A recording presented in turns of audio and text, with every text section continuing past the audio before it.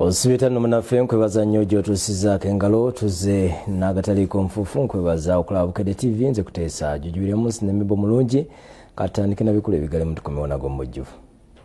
Nti tebammanyi. Namwandu w'omutendesi w'omupiira Fred Kajoba ali mu katu ab'enganda bamutwalako ebintu bye bakola. Naŋŋamba tuviire.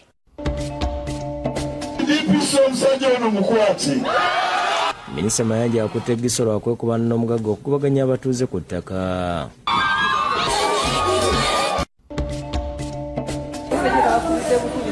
Abantu 17 basimatuse okufiira mu kabenje takisi mwe babadde bwe zitomereganye. Taata omutabani n'omukoba gudde mu nnyanja ne bafa bakazuulako emirambo ebiri. Kikangabwa ky'amaanyi ekyakutte.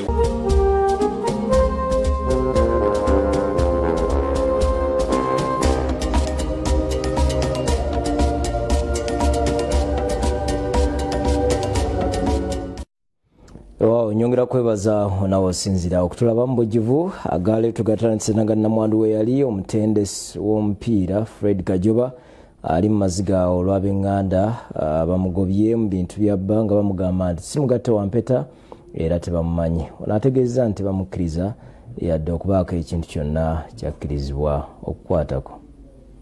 Omutendesi w'omupiira Fred Kajoba yafiire Tanzania nga 15 mwezi gw'okutaano mwaka guno nga ligiweze emyezi ebiri n'ekitundu nga basinziira mu kusabira omwoyo gw'omugenzi Lubaga mutendesi munne Matiya Lule yabuulira abakungu bazinga Kajoba bwe yamukuutira atuuse eddoboozi liri ab'enganda baleme okugobaganya nnamwandu. Ebbanga ebbanga erisinga lyonna lyonna nga tampita Matiya ampita kooki tenda okulya ngampita gamba Matiya nkubuulira ebigambo bino nga ntegeera obulwadde nomanyi naye gwe n'entege muyimirirangawo kuba abaana bange tewabanga agoba jaki mu bintu byange gamba Joani akuze banne.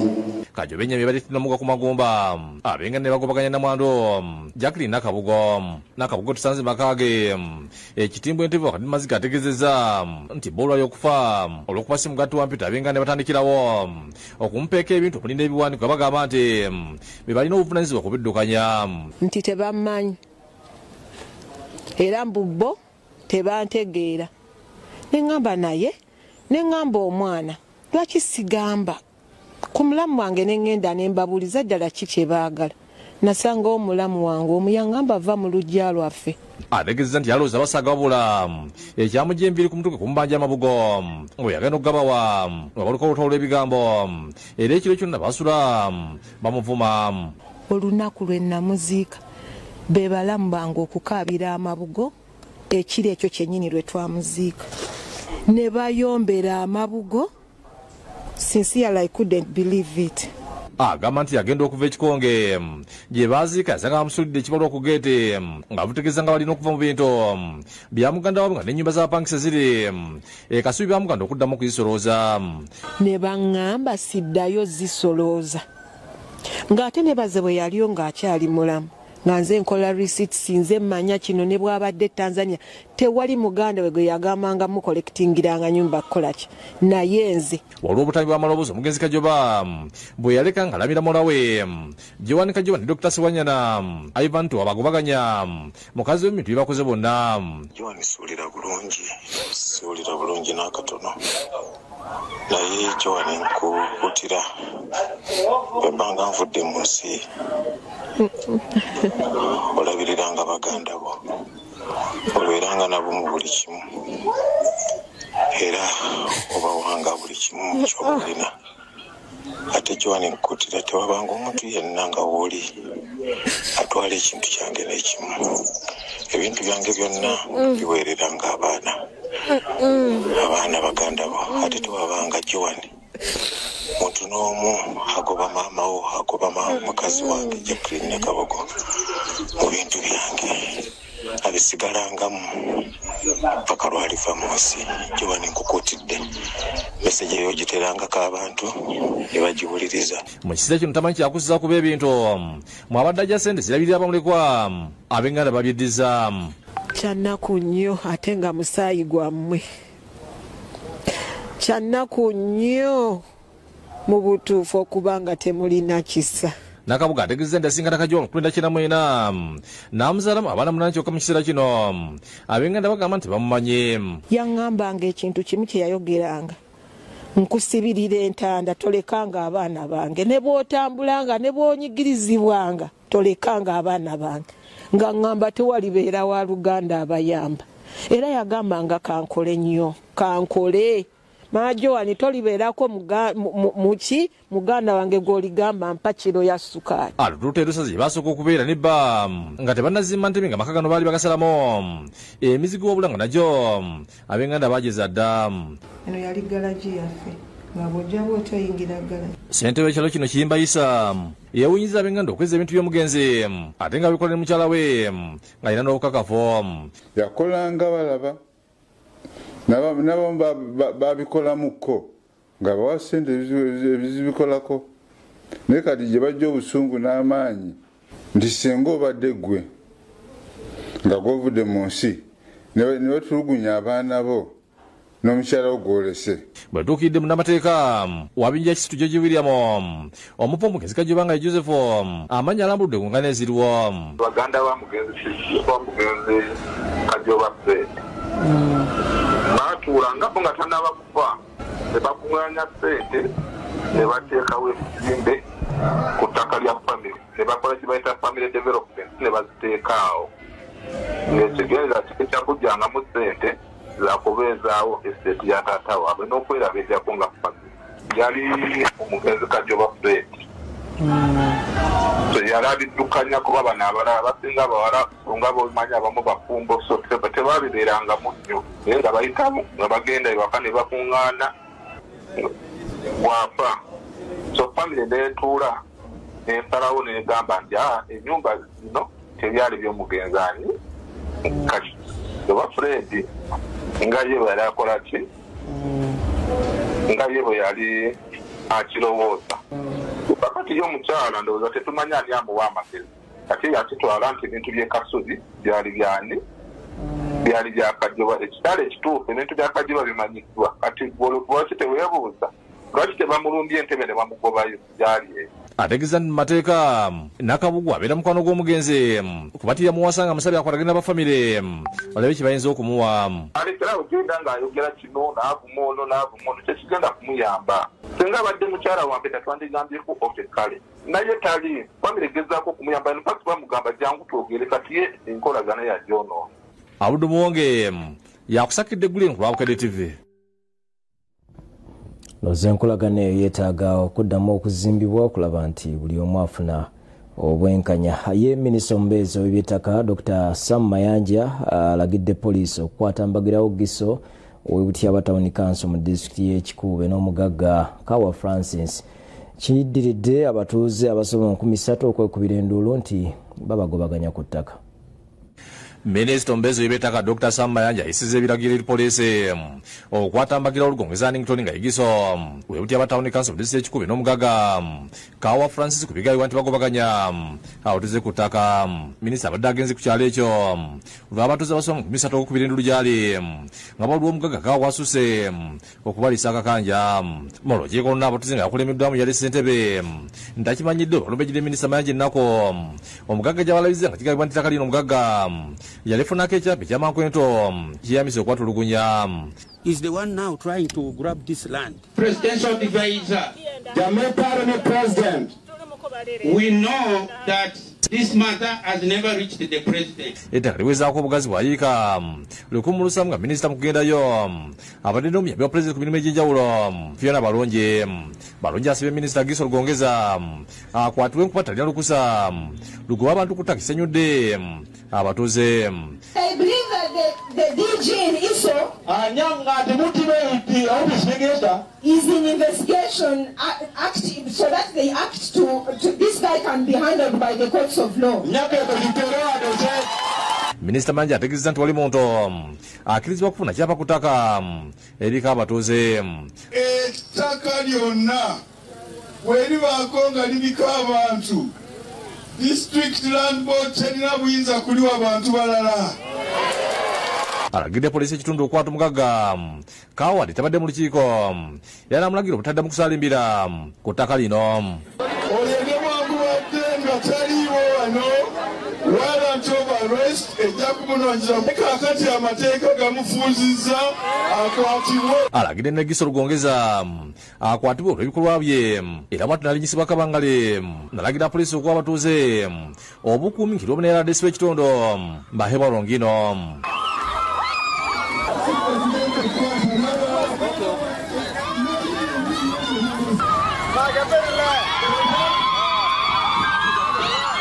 Abatuuze bazijja muzira nga bebaza minisita olw'okubaddiza ettaka. Oluvudde ne beeyongedde ekikuube okulambula ku bako okutaka ekyangwale abakulembedde amaladesi w'ekikuube Amurane tumusiime bano kibabuuseeko kusanga ng'abantu tebalina we beebaka. Bamutegeezeza nga pulezidenti bwe yalagira ettaka lyaba libaddizibwa wabula ne gye buli tekikolebwanga. Itaka lyabaire eriri 50 square mile bafuna 52 settlement kandi OPM yagabireho UPDF 12 square mile. Ona Mr. Katungire chance mweja mwaika hano lero hati mutuzali directive za muzeyi yahandikiriza excellence president zitekwe mekitinis abantu kugarugwa amataka gabo kukingura ruhenda rwa 98 no kusasura bya sisikeire abantu banu bakyageno maiso no kubona bonna muno omuyitaka eri abo Mayanja abakutire bawandike ebbaluwa ku lwokusatu asobole okutuusa okusaba kwabwe eri pulezidenti. Muwandike ekiwandiiko ekirungi singa musobola okitutuusaako ekyo kyekinatuwa entandikwa gye tunaatambulirako. Robert Musanje yakusakidde eggulu enkulu Bukedde TV. Ate abasaabaze n'abakungubazi abadde bagenda okuziika Basimattusa Akabenje mu mmotoka taxi 2 mwe babadde batambulira bwe zitomereganye 17 ne basimatuka n'ebisago. Akabenje kano kagudde Lugalambo ku lw'Ejjinja. Akabenje kano kagudde Lugalambo nga wakabababira ku luguudo luva e Kampala okudda Ejjinja. Abalumizidde bona badde mu Lwaliro Kawolo abali mu Bulome. Nano mpulira ndikaleko naye ekifuba n'okugulu maama kukubisa maama we batemedde emmotoka banzigemu. Wakale munnamutuka w'enkuba tugeze mu ddwaliro e Kawolo ng'abasawo bakola butawera okutaasa obulamu bw'abalumiziddwa. Bangi bafunye ebisago eby'amaanyi wabula abalala bamenyesa emikono n'amagulu nga kubaddeko n'abatasobola kwogera. Ekitegerekese nti babadde bakungubazi nga bava Namawojjolo nga bagenda Iganga kuziika munnaabwe. Babadde bagenda kuziika mukwano gwabwe eyafudde Iganga batuuse Mabira ne bafuna akisidenti. Twali mu kisaano okwebaza abasawo b'e Kawolo bambi bakoze kyonna ekisoboka okulaba nga bataasa abantu baffe be balinye bali eddala. Olw'abatonnyonnyoddde engeri Akabenje yikaguddewo.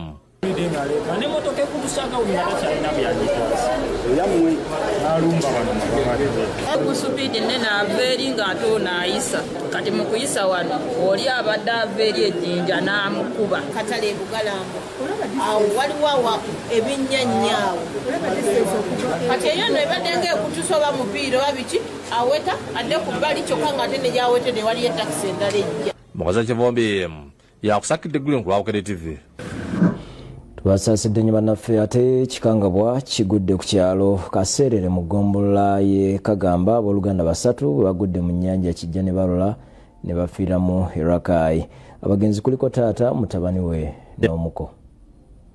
Abagenzi kuliko Salangote Bezuka Edison emyaka 62 ne mutabani we Mbweza Daniel emyaka 23 n'omuko. Abasamwala we Basa Julius emyaka 32 kwabo bakazulako emiramo ebiri okuli ogwata ne mutabani we ng'omuko gukyabuze. Atwa omusajja awanike emiko bamutaasi mama yali mukulima wa mama n'atubendu ne banoonya eryato nga tewali lyato nalimu bwe twajja okutuuka wano g'amazima twasanga nga bamaze okufa. Kigayibwa abazito bano okugwa mu mazzi babadde bava mu katundu k'epate mu ggombolola amago okulaba kubengana nga bakomawo Kaseerere akabi ne kabatuukako. Tuuka mu nnyanja wakati ne bafunamu ekyekango ky'envubu ne babuuka mu maato kwekugwamu. Abuluzi n'abamu ku bavubi abasangiddwa boogedde ku kikangabwa kino. Vubu nyingi okusinziira envubu zisinga ente ziri ku kitundu kubanga okutandikagana n'essaawa ng'emu olaba envubu zitambula ne mu nzija z'abantu envubu ku mazzi ku nnyanja era ku mbalama kuno kwonna kumulaba kyalimu kintu kyonna. Namwalo Silivia Nalwadda ayogedde ku ngeri gye bafunye amawulire ng'okufa kw'abantu baabwe.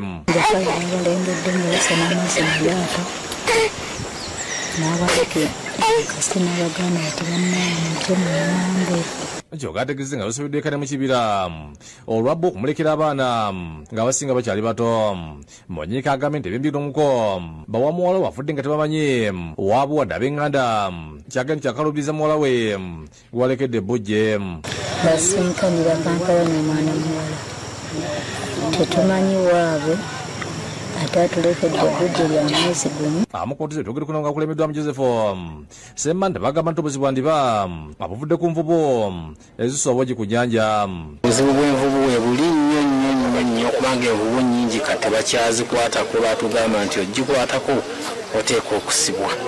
Balwanya emmeezi zingirire okulaba nga bajjayo emirambo gino era we twogerera wano emirambo gino egy'abantu abasatu okuli n'omwana omuto gijiddwayo. Bonekiza yakusakidde eggulire ku Lwabukedde TV.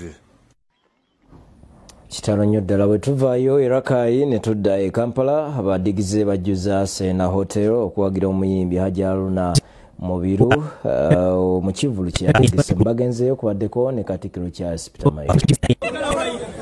Zigenze okubeera saa 12 nga abanyumirwa endongo ya bande bataka ku Serena Hotel okweta mu kivulu kya Haruna Mubiru live concert.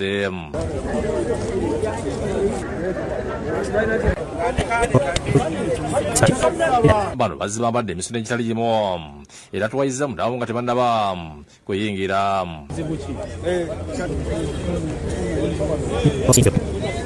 Serebu wange abinyimbira kati ngafe ababeerako mukwano obuyimba bwe olemwa kusanyuka sijagamba mbu nesunze gundi oba gundi no naye zize just kusanyuka ndese mama wange ayimbye ku mikolo gye waffe generation to generation.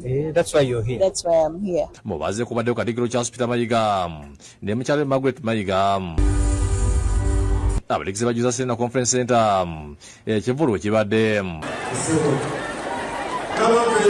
kuzabiri Hajji Haruna Mubiru alinye ku stage nakuba abadigize omuziki nga wadde bulimba kuliyimba.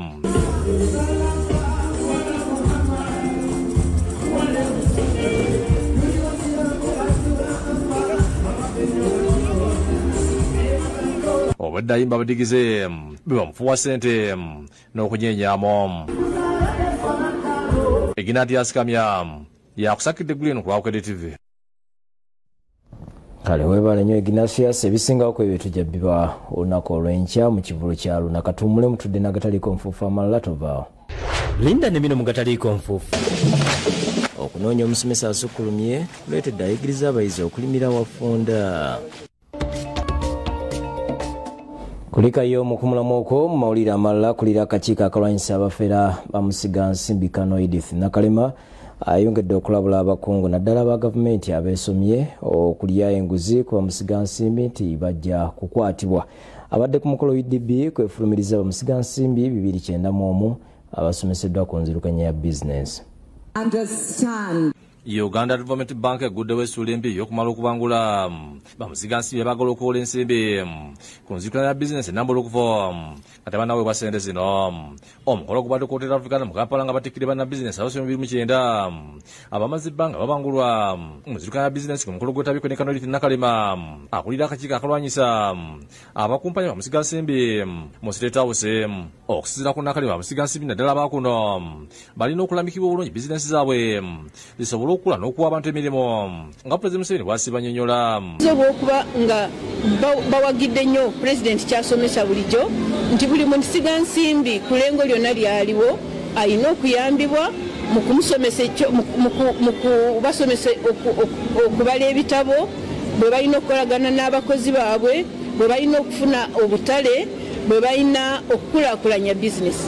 Patricia Wajangwa akulira UDB ategeeza nti enkulunira kugendera ddala mu maaso okugyetoleza ebintu by'eggwanga ebyenjawulo. Interested in success of these businesses, so we have to walk the journey from them right from application, helping them to structure, to identify where there are good opportunities that will help them to run the businesses successfully. We want to create successful enterprises, successful business people. So when we do that, the businesses will be able to grow and generate the much needed income that we need. Jina kalema kumiza musigansi miti gavumenti ebafaako nnyo batadde okawefuba okufuuza abakungu ba gavumenti abajjako ensimbi mu lukujjukujjo. Yenna ayingidde mu mukutu ogwo tumuyamba okulaba nga ekitongole kyayagala kyonna kituuseemu mu bwangu awatali kukeereza ate awatali kukkiriza bano ababbi okusaba enguzi nti bayambe bamusigansimbi. Twogere kulaba mukubaganyuddwa mu nteekateeka eno. Era mu nteekateeka eno bantuyigiriza ebintu UDB tuyigiriza ebintu bingi kubanga kati nga compliance kati ab'omusolo nsobola okukola nabo nga seekwese nsobola okukola ne standard certification mu UNBS nga ebitabo sibitegeka bulungi nga I don't keep proper books of records naye kati ntandise obikuuma I have an auditor. Ismail Nsubuga yakusakidde eggulu ku Lwakere TV.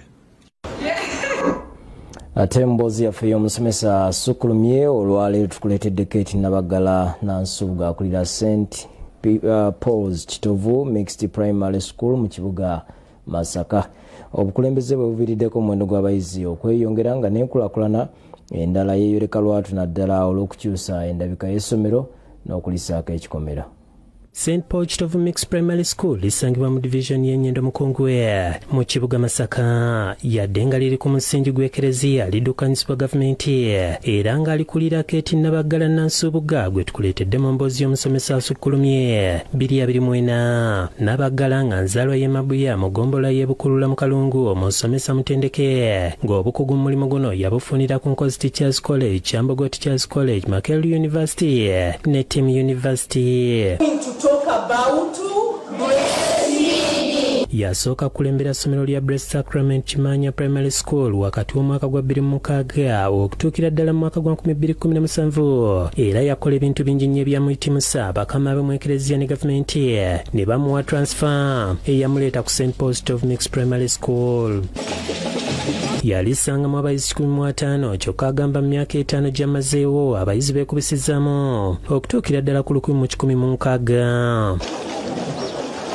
Emirimu gye yagitandika n'okukyusa kifaananyi kya ssomero omwali okulongoosa ebizimbe n'okuliteekako ekisaakaate. Olowooza nti kyankoko ng'era tekisomerewa namu n'okutonyanga kikola ki kitonyanga n'ebidirisa byonna byavunda naye Mukama mwebaza byonna tumaze okubiddaabiriza. Obukugu bw'alina akumyekumya abasomesa bakulembera okufulumya omuyizi ajjudde ow'empisa ate ng'atya Katonda nga n'engeri abayizi gye bakolamu ebigezo eby'akamalirizo buli mwaka eyongera okubeera ennungi.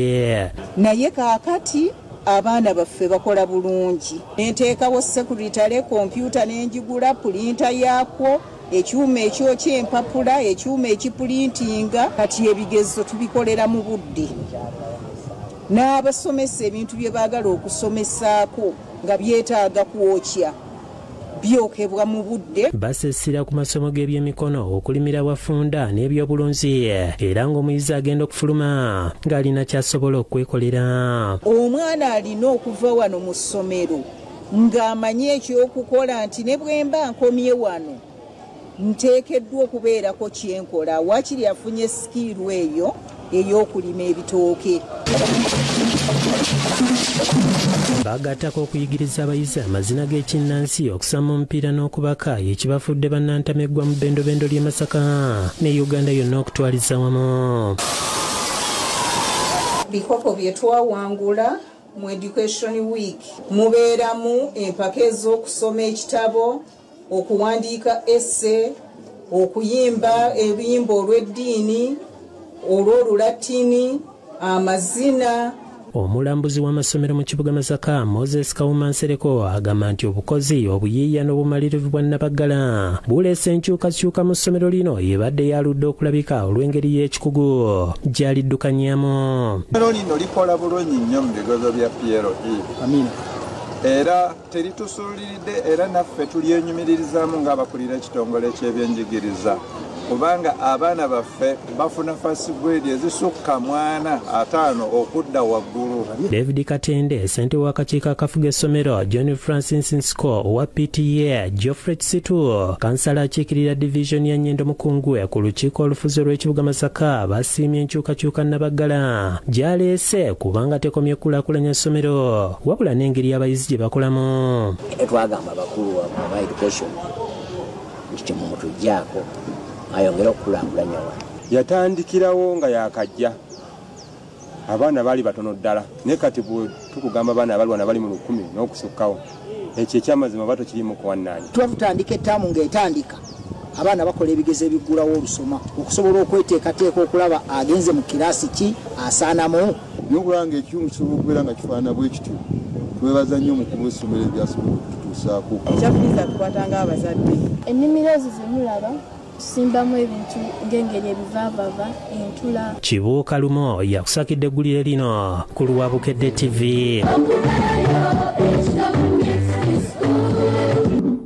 Balenya Kibuuka Lumo ate omulamuzi wa kkooti y'ebyobusuubuzi mu Kampala Patience Tumusiime Lwagumya alagidde omusango gw'omusuubuzi Christopher Saz yali owa kampuni ya Nairo Fisheries ne Yamaha n'omusuubuzi Godfrey Muhirwa owa Yamaha Center mu Ndeeba gugende mu maaso n'okuwulirwa. Muhirwa abanja Saz obukadde 6.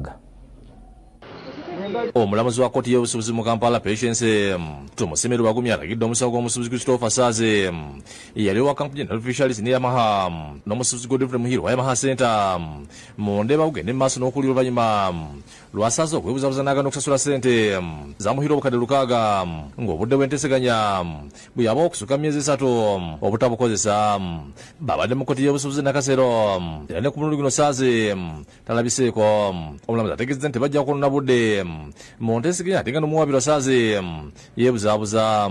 Puliida Mungoma awuliriza Saz naye tazze mu kkooti wabula ku ssimu ategeezezza nti agenda kumunoonya boogeremu. Muhirwa lwayinja mugabe nibyokuongera n'esaazi ng'ejja tukimalire kati yajandika mu mawulire. Ye Muhirwa ategeezezza nga tebannagenda mu mugalu gwa COVID ebiseera ebyo Saz yaliddira wa Yamaha yamuwa ssente obukadde busaba mu 6 okumuleetera yingiriza amaato nga ssente ziteeka ku akawunti ya Nairo Fishing Company yali eddukanyizibwa Saz ne mukyala we Saala Kalungi era obujulizi bwonna abulina. Bampa obwa dealership nga bakyali ba distributor ba Yamaha mu Uganda ne banguza yingini zange ne batazimpa nembatya ssente zange ku akawunti ya Nairo Fishing naguno guwaka tebazimpanga okuva nga COVID yatandika. Ategeezezza nti Saz yagenda okuleeta yingini n'essente n'agaana okusasula okutuusa olwaleero kati emyaka 5. Ategeezezza nti akuzibula ekisoboka n'okutuuka ku poliisi ez'enjawulo nga bala bayiga Saz amusasule naye yeeremye. Twakiriziganya naye naŋŋamba nga tanaleeta bintu agenda kusasula interest miliyoni 10 yasasulayo emirundi 2 n'alekeraawo teyaddamu kusasula okuva olwo n'abula. N'emisango wa Mr. Tanui byonna bamuwaabira dda bamuyita yagaana okujja ne mu maka ge twagendayo n'aŋŋamba agenda kumpa ssente zange naguno gwaka tampanga ssente zange. Asaba ekikwatako bamuyamba okukwata Saz amusasule ensimbi ze. Bemba mumanyi obulumi bw'okwewola ebintu n'osinga ebyo byonna saba buli gwe kikwatako mu ggwanga muno annyambe ne kkooti ennyambe tufune ssente za banka etunze ebyange bimazeewo naye mukulu Saz buli lwatugamba agenda kujja mediation takola ki talabika. Mu kugezaako okunoonya Saz ne mukyala we essimu zaabwe zonna ziba teziriiko. Bantinikiza yakusakidde eggulire ku Lwabukedde TV. Ate ssentebe wa NRM Kayunga Moses Kalangwa alabudde abasiraamu okukuuma ettaka lyabwe butiribiri okulitaasa abo abasaatuusi n'abalyesenzaako. Bino abyogeredde mu kuggulawo omuzikiti e Kasokwe Galiraaya mu Kayunga.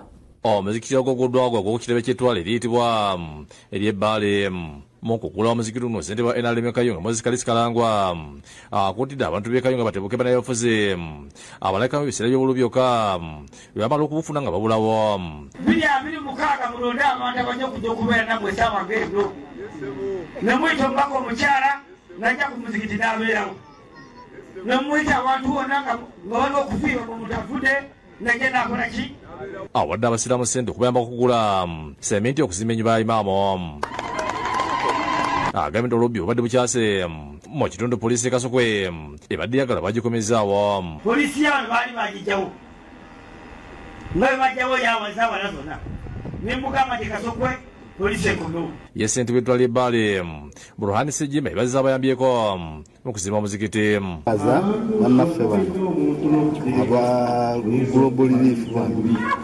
batukoledde omulimu amatendo guno okusala ejjuma ku muzikiti gw'Entinda Salaam kutandise n'akutube kulemeddwa imaamu Muhammad Kanja Abdulatif ng'etambulira okubona okukulafubanira eddiini y'obusiraamu singa omuntu ayambala ebyambalo naye ng'ebyambalo ebyo byayambadde ekyambalo ekiyitibwa kutya watakyambadde takarraba uryanan walau kana kasiya kayanyasine nyamira olw'ebikola ebitali bya bonto omuli obwenzi obulyako n'obulimba obuwedde mu bantu ensangi zino nga buli omu akola byayagala haji oyagala sente okuŋŋanya duniya longi muzirina mbuwamumala mbu haji webakuyita erinnya ekkaunti musa ne batateekako lya haji ngonyi ayambadde abakulembeze b'obusiraamu olw'okosiryo gwa nagamba mu kulwanirira eddiini yaabwe Allah subhanahu wa ta'ala byabagaza tebabiriiko nabbi byabagaza tebabiriiko buyayi bufuusa buyayi baffere balimba Allahu akbar ate Sheikh Silimani Kasitendera ng'asabye abantu okutwala ekiramu ng'ekintu ekikulu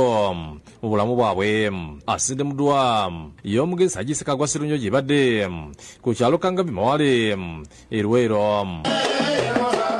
okulamba kikulu kutebenkeza abafu gye bali okulamba gye kuli kuleeta emirembe mu famire ndira ng'ategeeza nti omuntu atakoze ekiramu kividdeko abooluganda bangi okutandika okwekuba ondeza banno obanguyize ezandibadde enkaayana ziveewo edduwa yeetabiddwako ne Hajji Abdul Nadole ategeeza nti abantu abasinga mulemesi bonna balwanye nga Sserunyo gye bwe yali era embeera y'obulwanyi bwebeeweebwa teteekeddwa kubaako nsalo buli yenna ali mu ADM ono yali musajja wange nga maze okulabagana ne Museveni bwoba mulekwa nga bukulemeddwamu omusika Zakariya Muki musajja waza bebaza Pulezidenti Museveni olw'ebyo byabakoledde era nga tumusaba abantu abali mu kitundu kino ekyekkanga abakyalireko Allahu liman hamida yokumasigina masuba yomeya Sheikh Ahmed Kitu yakoleme n'okutuba n'akubiriza abantu okusima Allah byabira batuusizaako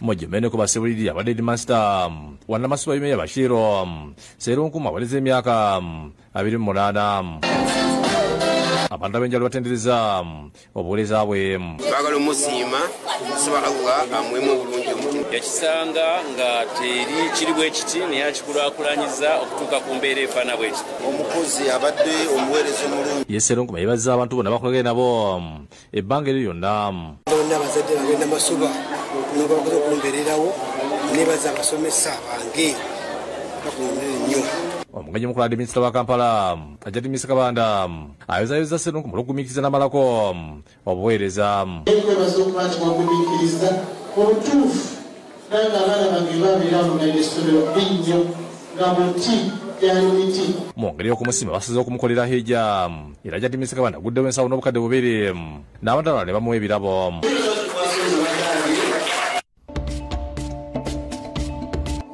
Kwikayo mukumulamuko malala yaliko minisita omubeezi w'ebyobulimi Agre Bagiire awadde ettaka okugenda okuzimbibwa ekitebe ky'eNRM e Mayuge. Ekibiina ky'eNRM kyongedde okunyweza emirandira bwe bafunye ettaka e Mayuge okuzimbako ekitebe. Kati yaliko minisita omubeezi w'ebyobulimi era kati ye mubaka wa Bunya County Agre Bagiire akwasiza ssaabawandiisi w'eNRM ekyapa okugenda okuzimbibwa ekitebe ky'eNRM e Mayuge. Bagiire okuwaayo ettaka agamba kivudde ku banna NRM okukowa abalandira odi okubagobaganyanga olwa ssente z'obupangisa nga n'ebiseera ebimu amaliriza tasuddwa ssente zino kyokka ku kifo ekitono ddala. Naye ne tugamba ntomanya katubeere n'amaka gaffe ag'enkalaakalira.